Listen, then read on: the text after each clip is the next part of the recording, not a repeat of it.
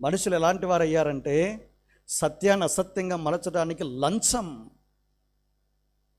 ఇవ్వడం శోచనీయం. ఎవరు దీన్ని తప్పుదారి పట్టించింది? ఎవరు? మనలాంటి సామాన్యులు కాదు, ఆడ ప్రధాన యాజకుడు పెద్దలంట.